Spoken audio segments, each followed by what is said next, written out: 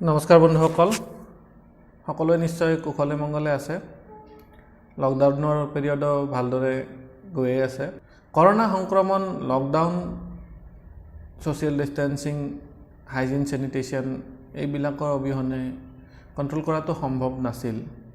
আমি বহু ক্ষেত্ৰত সফল হৈছোঁ এইখিনি উপদেশ মানি চলি। এই লকডাউনৰ মানৱ জীৱনৰ ওপৰত বহুত কুপ্ৰভাৱ থাকিলেও আমি কিছুমান সুপ্ৰভাৱো দেখিবলৈ পাইছোঁ। যেনে ধৰক এখন স্বচ্ছ পৃথিৱীৰ কল্পনা কৰিব পাৰিছোঁ এই লকডাউনৰ কাৰণে। লকডাউনৰ সময়ছোৱাত গাড়ী মটৰৰ কম ব্যৱহাৰ, ইণ্ডাষ্ট্ৰীবিলাকৰ ধোঁৱা নিৰ্গমনৰ কম পৰিমাণ, বজাৰৰ বাবে প্লাষ্টিকৰ ব্যৱহাৰ কম, মানুহৰ সমাগম কম বাবে ঠাইবোৰো লেতেৰা কমকৈ হৈছে। চাফ চিকুণতাৰ এটা অভ্যাস গঠন হৈ গৈছে। সেইবাবে আমি এখন স্বচ্ছ পৃথিৱী কল্পনা কৰিব পৰা হৈছোঁ। এই অভ্যাস যদি লকডাউনৰ পিছতো আমি কণ্টিনিউ কৰি ৰাখিব পাৰোঁ তেন্তে ই মানৱ জীৱনৰ কাৰণে আশীৰ্বাদহে হ'বগৈ। এই লকডাউনৰ দ্বাৰা আমি বিভিন্ন ক্ষেত্ৰত সু অভ্যাস গঠনৰ সুবিধা এটা পাইছোঁ। মানুহৰ যিকোনো এটা অভ্যাস গঠন কৰিবলৈ 21 দিন সময়ৰ প্ৰয়োজন হয়। কিন্তু আমি একেলগে কণ্টিনিউৱাছভাৱে 21 দিন আমি ঘৰত থাকি নিজৰ বিষয়ে চিন্তা কৰিবলৈ বা নিজৰ হবি বা ইচ্ছাবোৰৰ বিষয়ে চিন্তা কৰিবলৈ কেতিয়াও সুযোগ পোৱা নাছিলোঁ। এই লকডাউনে আমাক সুযোগ দিলে। গতিকে আমি ভাল অভ্যাস এটা গঠন কৰিবলৈ চেষ্টা কৰিব পাৰোঁ। বহু ক্ষেত্ৰত আমি সময় নাই বুলি কৈ কিছুমান কথা এৰাই চলোঁ।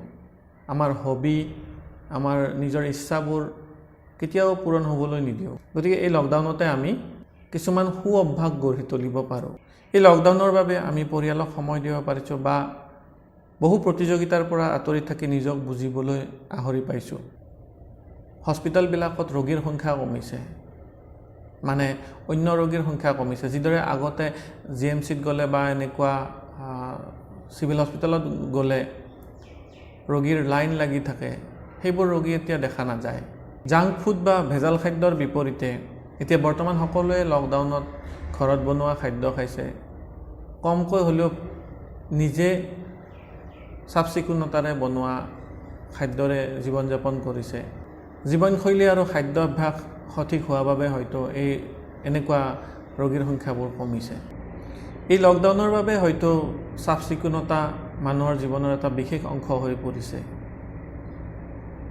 ৰাস্তাত গ'লে আপুনি থু-খেকাৰ, জাবৰ জোঁথৰ দেখিবলৈ নাপায়। সকলোৱে সুব্যৱস্থিতভাৱে এইবিলাকৰ পৰিকল্পনা কৰিছে কিদৰে চাফ চিকুণ কৰি ৰাখিব পাৰি। ছ'চিয়েল ডিষ্টেন্সিঙৰ অনুকৰণৰ বাবে অযথা ভিৰ কৰাৰ অভ্যাসটো পৰিৱৰ্তন হৈছে। বৰ্তমান মানুহে বিশেষভাৱে কাম নাথাকিলে ঘৰৰ পৰা ওলাব নিবিচাৰে। এনেকুৱা অভ্যাস এটা ভৱিষ্যতেও থাকি গ'লে নিশ্চয়কৈ নিজৰে মংগল হ'ব। সকলোৱে হাত মিলোৱা অভ্যাস ত্যাগ কৰি বৰ্তমান নমস্কাৰেৰে সম্ভাষণ জনোৱা আৰম্ভ কৰিছে। আৰু পাশ্চাত্যৰ যে সকলোবিলাক সঠিক নহয় সেইটো মানুহে ভালদৰে বুজি উঠিছে। লকডাউনৰ বিভিন্ন সুপ্ৰভাৱৰ উপৰি কুপ্ৰভাৱো দেখা দিয়ে। কাৰণ মানুহে মনৰ ইচ্ছামতে একো কৰিব নোৱাৰে। মানুহ এটা সামাজিক প্ৰাণী। যদি সমাজৰ লগত মিলা মিছা কৰিব নাপায় আৰু নিজৰ মনৰ ইচ্ছামতে একোৱে কৰিব নাপায় তেতিয়াহ'লে ফ্ৰাষ্ট্ৰেশ্যন দেখা দিয়ে। ফ্ৰাষ্ট্ৰেশ্যনে মানুহৰ মনত খঙৰ উৎপন্ন কৰে আৰু এই খঙে বহুতো সম্পৰ্ক বিনষ্ট কৰে আৰু নিজৰ ব্যৱহাৰত ক্ৰুটি আনে। শাৰীৰিক ব্যায়াম অবিহনে সুস্বাস্থ্য কল্পনা কৰিব নোৱাৰি। গতিকে এই লকডাউনৰ পিৰিয়ডত যদি আমি শুইছোঁ, বহিছোঁ, খাইছোঁ কেৱল মাত্ৰ, তেন্তে আমাৰ শৰীৰৰো বিভিন্ন ব্যাধি দেখা দিব পাৰে। লকডাউনৰ পিৰিয়ডত হ'ব পৰা শাৰীৰিক বা মানসিক বিচ্যুতিৰ বিষয়ে আমি জানি তাক কিদৰে নিয়ন্ত্ৰিত কৰি ৰাখিব পাৰোঁ তাৰ বাবে কেইটামান ভিডিঅ' বনাব চেষ্টা কৰিম। চাই থাকিব মোৰ চেনেল ৰিফ্লেকশ্যন আৰু সহযোগ কৰিব। ধন্যবাদ।